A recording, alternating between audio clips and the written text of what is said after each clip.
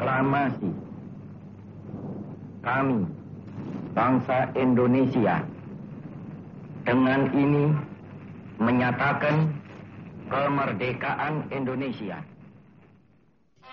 Proklamasi 17 Agustus 1945 mendapat sambutan luar biasa dari rakyat Indonesia. Aksi coret-coret mendukung proklamasi kemerdekaan terjadi hampir di semua sudut kota Jakarta. Tidak ketinggalan, pemuda-pemuda Tionghoa turut memasang poster-poster heroik mendukung kemerdekaan Indonesia. Memasuki bulan Oktober 1945, pemerintah resmi membentuk Badan Keamanan Rakyat yang beranggotakan bekas pasukan peta dan kenil serta laskar-laskar perjuangan. Gelombang revolusi bergerak sangat dahsyat ketika Belanda dengan membonceng Inggris berusaha menegakkan kembali kekuasaannya di Indonesia. Setelah Jakarta dikontrol pasukan Nika, pada 4 Januari 1946, pusat pemerintahan Republik Indonesia berpindah ke Yogyakarta.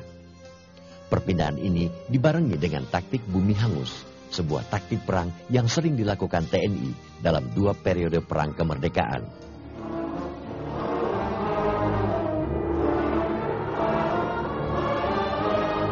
Memasuki tahun 1946, orang-orang Tionghoa dan harta benda mereka mulai diserang. Akhirnya, di wilayah pendudukan tentara Nika, orang-orang Tionghoa diberi kesempatan menyusun barisan untuk mempertahankan diri. Kita harus maklum, zaman itu, apalagi waktu itu TNI belum punya satu komando. Laskar itu kan enak aja, Mas. Siapa aja Cina, udah nggak usah Cina, Belanda. Siapanya dianggap anjing Belanda kan ditabas saja. Dan paling sasaran paling gampang kan mereka, karena mereka dilihat punya ekonomi lebih baik, walaupun juga nggak benar gitu. Itu karena Mas tahu kan, 46 terjadi pembunuhan besar-besaran, ya kan? Mei, revolusi di Tangerang, di Bandung, di Bangka, di Malang, di mana-mana ada. Dan mereka harus mempertahankan diri. Mereka minta pada Republik Indonesia. Republik aja lagi sibuk mengurus diri sendiri untuk pindah ke Jogja, untuk ngadepi segala macam. Gelombang revolusi tidak bisa dibendung lagi. Aksi penjarahan dan pembunuhan orang Tionghoa terjadi di berbagai kota. Kebencian rasial terhadap orang Tionghoa telah menyusup dalam peperangan melawan Belanda. Peristiwa penyerangan paling besar terjadi di kota Bekasi, Malang, Blitar, Kediri, Medan, dan Brastagi. Gedung Balai Kota Malang dan gedung Javanese Bank ini dibakar oleh laskar. Tentara pendudukan Belanda terpaksa bekerja keras memulihkan ketertiban dan melindungi harta milik orang Tionghoa di kota Malang. Ini adalah tulang belulang orang Tionghoa, korban penyerangan laskar-laskar di Blitar dan Kediri yang digali dan dimakamkan kembali secara layak. Gelombang revolusi sosial juga menghantam kota Medan dan Brastagi. Ini adalah kerangka jenazah orang Belanda dan Tionghoa yang menjadi korban keganasan para pemuda di Brastagi. Sejarah juga mencatat bahwa pembunuhan orang-orang Tionghoa sesungguhnya merupakan bagian dari taktik pemerintah kolonial Belanda. Itu kakek saya dibunuh, ya. Jadi saya bersama ibu saya rupanya dibakar, dirampok, akhirnya terlunta-lunta 2 hari 2 malam. Akhirnya sampai di kota Cirebon, terus kita naik kapal ke Indonesia sebagai pengungsi ke Jakarta, ke Pasar Ikan, ya.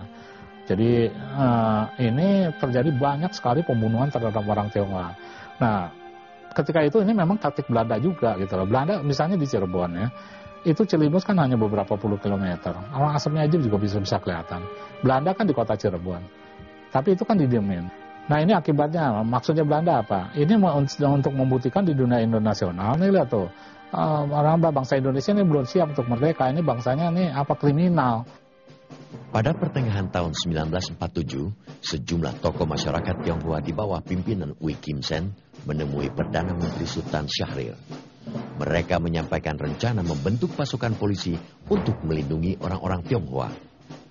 Proses ini berkembang cepat karena Panglima Tentara Belanda Letnan Jenderal Spoor pada tahun 1947 menyatakan tidak bisa lagi melindungi keselamatan fisik orang-orang Tionghoa. Akhirnya, pada 28 Agustus 1947 dibentuklah Barisan Pau Antui atau Barisan Polisi Kota dengan tugas utama melindungi keselamatan jiwa dan harta benda orang Tionghoa. Pau Antui bermarkas besar di Jakarta dan cabang-cabangnya dibentuk di berbagai kota.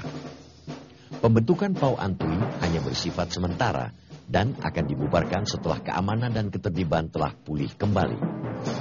Pada akhir tahun 1947, aksi pembunuhan dan penjarahan terhadap orang-orang Tionghoa mulai bisa dikendalikan. Meski demikian, pembunuhan masih terus berlangsung dalam skala kecil dan sporadis hingga peristiwa Madiun 1948. Pada tanggal 20 Oktober 1947, pemerintah Indonesia melalui Menteri Luar Negeri Haji Agus Salim akhirnya mengeluarkan pernyataan mengenai kejadian yang menimpa orang Tionghoa. Orang Tionghoa adalah golongan yang paling menderita akibat taktik bumi hangus yang terpaksa dilakukan pemerintah Republik Indonesia. Pemerintah Indonesia bermaksud melupakan kejadian-kejadian akibat berkorban demi kepentingan militer. Satu-satunya cara menghentikan penderitaan orang Tionghoa maupun orang Indonesia adalah dengan menghentikan peperangan.